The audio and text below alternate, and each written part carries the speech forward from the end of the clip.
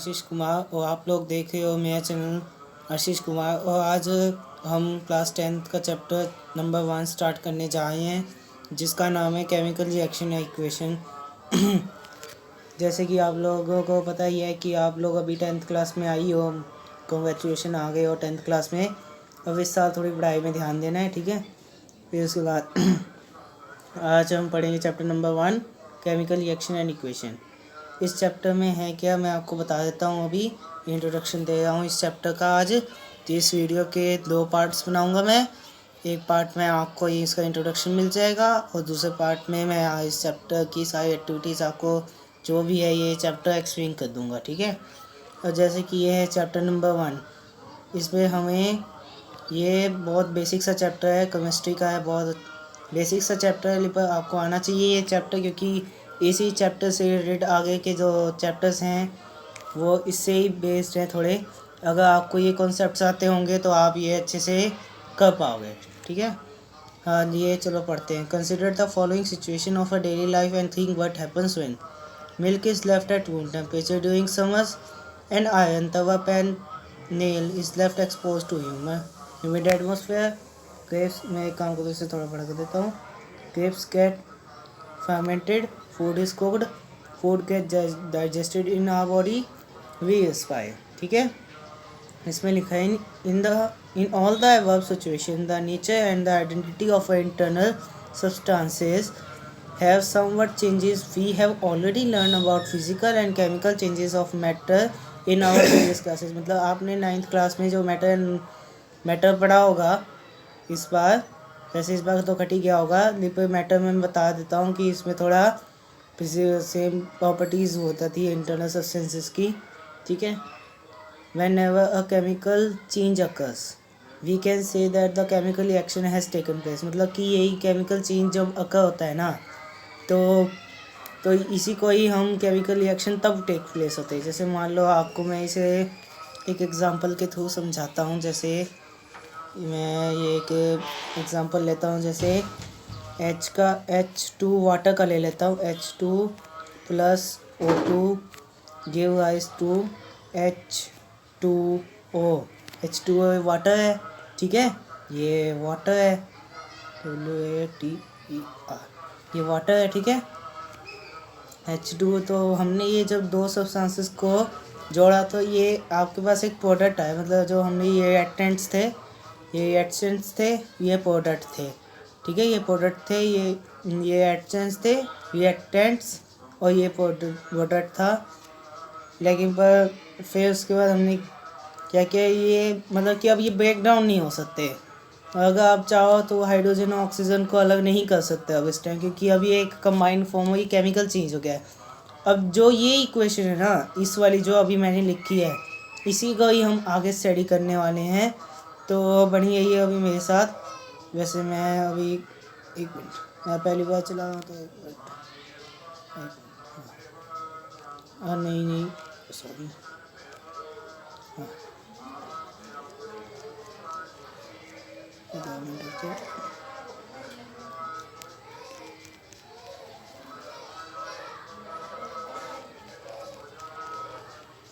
नहीं तो बस कैंसिल कर रहा हूँ मैं, चलो कोई नहीं, ये फटाफट मिस्टेक हो जाता है। इसमें लिखा है इन ऑल में हमने पढ़ लिया था। You may perhaps be wondering as what is actually meant by chemical reaction. How do we come to know that chemical reaction has taken place. Let us perform some activity to find the answer these question. Activity इसकी बहुत important है। Activity चलो पढ़ते हैं। Activity 1.1 caution. The activity needs the teacher assistance. It would be better to if students wear eye protection। मतलब ये lab की activity है, तो आपको लैब की तरह करना है। इसमें लिखा है clean a magnesium ribbon about 2 cm long by rubbing it with sandpaper. Hold it with the pair of tongs. Burn it using a split lamps or burner and collect the ash so found in the watch glass as shown in figure 1.1. Burn the magnesium ribbon, keep it as far as possible from your eyes, ठीक है। अब यहाँ पूछ रहा है what do you observe. अब इसकी जो ऑब्जर्वेशन है ये बोर्ड के एग्जामिनेशन पॉइंट ऑफ व्यू से बहुत इंपॉर्टेंट है। मैं आपको इसकी ऑब्जर्वेशन लिख देता हूँ। इसकी क्या ऑब्जर्वेशन होगी? इसकी ऑब्जर्वेशन ये है कि जब हम मैग्नीशियम को जब हम O2 में एक्सपोज करेंगे तो ये जो रिएक्शन होगी वो होगी MgO, यानी मैग्नीशियम ऑक्साइड बनेगा। ठीक है, ये ऑब्ज़र्व करेंगे। ठीक है, ये चीज़ हम ऑब्ज़र्व करेंगे। जो ये है, जब हम इसको ऐसे बर्न करेंगे, मैं आपको दिखा देता हूँ, 1 मिनट रुक जाओ। ये जो है ना, ये टॉग आपके जो आपने जलाया, जो ये आपके पास पाउडर सा है, मैं आपको मार्क करके दिखाता हूँ इसे पाउडर को।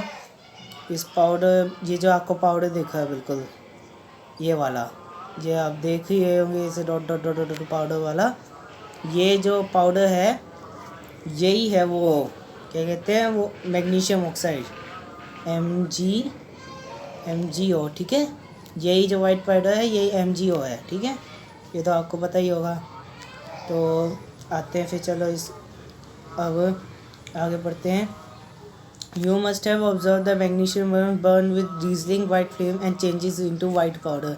वही है अभी मैंने बताया, मतलब कि इस पे चेंजेस जब हम ऑब्जर्व करेंगे, मैग्नीशियम बर्न है वो डीजलिंग साउंड से वाइट फ्लेम करेगा और वाइट पाउडर आएगा, और वो जो वाइट पाउडर है वो मैग्नीशियम ऑक्साइड का है। ठीक है, it is form due to the reaction between magnesium and oxygen present in air. ठीक है, अब इसके से रिलेटेड आपका एक और भी क्वेश्चन आता है। वो क्वेश्चन ये है कि वाई डिड, वो मतलब कि ये मैं क्वेश्चन ऐसे पूरा नहीं लिख रहा, जो मैग्नीशियम वेपन है, मैग्नीशियम है, उसको हम सैंड पेपर PAPER पेपर से क्यों रब करते हैं?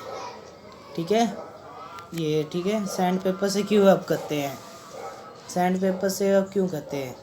ठीक है, तो सैंड पेपर से रब इसलिए करते हैं क्योंकि जो उस मैग्नीशियम है ना, उसके ऊपर ना वो हाईली एक्टिव मेटल है। तो क्या होता है, इस पर वो होता है, इसको क्या कहते हैं, वो मतलब कि ऑक्साइड की लेयर फॉर्म हो जाती है, जो जिसका ऑक्सीजन उससे रिएक्ट कर जाता है। मतलब कि मैग्नीशियम इतना रिएक्टिव है कि जो एटमॉस्फेयर की ऑक्सीजन है ना, उसके साथ रिएक्ट कर जाता है और वो एक प्रोटेक्टिव लेयर बना लेता है ताकि वो आगे कोरोजन ना हो उसके अंदर। ठीक है, तो वो जो प्रोटेक्टिव लेयर का नाम है, मैं यहाँ पे लिख रहा हूँ, वो प्रोटेक्टिव लेयर का नाम है बेसिक मैग्नीशियम ऑक्साइड। ठीक है, बेसिक MgO मैंने लिख दिया, पूरा नाम लिखना है मैग्नीशियम ऑक्साइड, क्योंकि मैं यहाँ जगह नहीं है, इससे मैं बेसिक मैग्नीशियम ऑक्साइड आएगा। ठीक है, ये चीज़ फॉर्मेशन होती है। कई बार आपसे 1 नंबर पे ये भी क्वेश्चन पूछ लिया जाता है कि हाँ, कि जो मैग्नीशियम है, जो वाटर लेयर, जो उसको जब कोरोजन, मतलब उसको उस पर जो प्रोटेक्टिव लेयर होती है उसका नाम क्या होता है? तो उसके प्रोटेक्टिव लेयर का ये नाम होता है बेसिक मैग्नीशियम ऑक्साइड। ठीक है, ये आपको याद रखना है। आगे चलो बढ़ते हैं। ठीक है, अब आ जाते हैं एक्टिविटी 1.2। इसमें कोई भी एक्टिविटी को छोड़ना नहीं है, सारी एक्टिविटीज़ पढ़नी है। ठीक है, इसमें लिखा है take lead nitrate solution in test tube. ठीक है, add potassium iodide solution of to this, what do you observe? ठीक है, ये है पोटेशियम नाइट्रेट की रिएक्शन कराई हमने, यहाँ मैं ऊपर लिखा हूँ। ठीक है, potassium nitrate, lead nitrate PbNO3 का होल ट्वाइस। ठीक है, प्लस में पोटेशियम आयोडाइड, ये रिएक्शन है। ठीक है, अब इसी रिएक्शन में आपका वो बनेगा, क्या कहते हैं, ये प्लस है, गलती से वो आपको मल्टीप्लाई दिखा होगा। जब हम इसको रिएक्ट कराएंगे तो क्या होगा, ये डिस्प्लेसमेंट रिएक्शन है। ठीक है, ऐसे होगा ये कि जो लेड नाइट्रेट PbI2, ठीक है, आई के साथ 2 आ जाएगा, क्योंकि आई की जो वैलेंसी होती है वो 2 होती है। ठीक है, तो हम नीचे जो आपने 9th क्लास में पढ़ा होगा, जब फॉर्मूला बनता है तो वैसे ही बनता है, ठीक है। प्लस में ये है लेड, ये लेड नाइट्रेट है ना, ठीक है। तो ये बन जाएगा पोटेशियम आयोडाइन, मतलब कि NO3, ठीक है। ये बनेगा KNO3, ठीक है। ये आपकी जो फॉर्म होगी, ठीक है। अब आपसे ये पूछा जाता है ये हो ऑब्जर्वेशन क्या होती है इसकी, वो आपको एग्जामिनेशन पॉइंट ऑफ व्यू से बताएंगे। पहले ये एक रिएक्शन है, ये आपको याद रखनी है, आपको ये पॉइंट नोट डाउन कर लेना है कि जब हम लेड नाइट्रेट को पोटेशियम आयोडाइड से जब हम रिएक्ट करते हैं तो हमारे पास ये फॉर्म है, ये फॉर्म हो जाता है, ठीक है, ठीक है। अच्छा जी, चलो ठीक है। अब आ जाते हैं एक्टिविटी 1.3 पे। Take a few zinc granules in conical flask or test tube, add dilute hydrochloric acid or sulphuric acid to this, ठीक है। इसमें कंडीशन लिखी हुई है, handle the acid with care, ठीक है, वो भी केयर से एसिड कहेंगे। Do you observe anything happening around the zinc granules touching the conical flask or test tube, is there any change in the temperature? जय माता दी, जय माता दी। आगे पढ़ते हैं, ठीक है। From the above 3 activities we can say that any of the following observation help us to determine whether chemical reaction has taken place। मतलब कि ये जो तीनों एक्टिविटीज़ है ना, ये बता सकती हैं हमें कि केमिकल रिएक्शन के कैसे ऑब्जर्वेशन होती हैं। जैसे कई बार जो है हम जब रिएक्शन करते हैं तो वो जो टेस्ट ट्यूब होती है वो गर्म हो जाती है, तो इसमें तो आता है उसमें कलर इन स्टेट, वो स्टेट वो वाला स्टेट सोच लेना किया भाई 29 स्टेट्स, ये स्टेट वो liquid to solid, solid liquid to gas, ठीक है। साइंस का स्टेट सोचना, ठीक है। चेंज इन कलर, ठीक है, चेंज इन कलर। और इवेल्युएशन ऑफ गैस, कौन सी गैस इवेल्युएशन हो रही है, टेम्परेचर में चेंज हो रहा है, ये सारे changes. As we observe the changes around us we can see that there is a large variety of chemical reaction taking place around us. We will study about the various type of chapter chemical reaction in their symbolic representation in this chapter। मतलब कि ये आपका पूरा introduction वाला page हो गया, ठीक है। तो अभी हम यहाँ केमिकल इक्वेशंस स्टार्ट करेंगे, ठीक है। ये आ जाओ आप केमिकल इक्वेशंस पे, ठीक है। अब यहाँ लिखा हुआ है, ठीक है। ये वही चीज़ है जो मैंने आपको शुरू में बताई थी, ये मतलब कि वही है आपके पास। Activity 1.1 can describe magnesium bond in oxygen convert magnesium oxide, ठीक है। इसमें ही रीज़न लिखा हुआ होगा आपका, ठीक है। अब इसमें क्या है, अब आपको इसमें ये केमिकल इक्वेशन है, राइटिंग अ केमिकल इक्वेशन, ये आपको राइटिंग मैग्नीशियम बनाने के, ठीक है, ठीक है, ठीक है। ये आपको मैंने लिखवाई है कि थी वाली रिएक्शन Mg+O2 के पास 2Mg है, ठीक है, ये मैंने लिखवा दी थी आपको। अब ये मेन टॉपिक आपका स्टार्ट होता है बैलेंस्ड केमिकल इक्वेशन। अब इसमें क्या होता है कि recall the law of conservation of mass that you study in class 9th। अब आपको पता ही होगा कि लॉ ऑफ कंजर्वेशन मास क्या होता है। मास can neither be created nor destroyed in chemical reaction, that is the total mass of the element present in the product of chemical reaction has to be equal to the total mass of the element present in the reactions। ये वाली line मैं कहा देता हूँ आपको कहाँ से थी। ये दैट से जो ये लाइन शुरू हुई है ना, दैट से लेके आपको ये प्रेजेंट रिएक्शन तक, ये यहाँ तक ये पूरी लाइन बहुत इंपॉर्टेंट है। ये आपको ये बैलेंस्ड केमिकल इक्वेशन का मतलब बता रही है कि बैलेंस्ड केमिकल इक्वेशन होती क्या है, ठीक है। हाँ ठीक है, तो अब आगे लिख सकते हैं। अब अदर अक्षरों में कह सकते हैं, in other words the number of atoms of each element remains the same before and after a chemical reaction, hence we need a balanced chemical equation in the chemical equation 1.2 balanced. मतलब कि जो chemical equation 1.2 है वो क्या balance है। Let us learn about the balancing the chemical equation step by step, ठीक है। NCERT में बहुत अच्छे से डिस्क्राइब कर रखा है इसके बारे में, तो मैं आपको इसके आसान वे से ही समझाऊंगा क्योंकि एनसीईआरटी में 8 स्टेप्स लिखे हुए हैं। वो 8 स्टेप्स थोड़ा आपको खोल के बता रहे हैं फिर भी आपको फटाफट मैं chemical reaction chemical balance chemical करना सिखाऊंगा, ठीक है।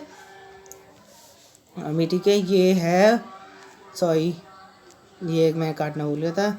ये है the word equation of activity 1.13 में be presented as zinc plus sulphuric acid plus give rise to zinc sulphur plus hydrogen. मतलब कि आपने जो वो एक्टिविटी 1.3 में आपको दिखाई देता हूँ कहाँ पे थी 1.3 एक्टिविटी जो हमने की थी पीछे, यही 1.3 एक्टिविटी है ना, जिंक ग्रेन्यूल्स वाली। तो उसकी हमें एक इक्वेशन है जो उस टाइम रिएक्शन करके बनी थी, ये वो इक्वेशन आप नोट डाउन कर लो इसे, ठीक है। मैंने आपको बताया नहीं क्योंकि मेरे को थोड़ा कंफर्म नहीं था, तो मैं ये बता देता हूँ कि क्या है ये। Zinc H2SO4 give rise to Zn plus में H2, ठीक है। Okay, let us examine the number of atoms of different elements on both side in the arrow। मतलब कि जिंक और HSO को हमें अलग से एटम्स गिनने हैं।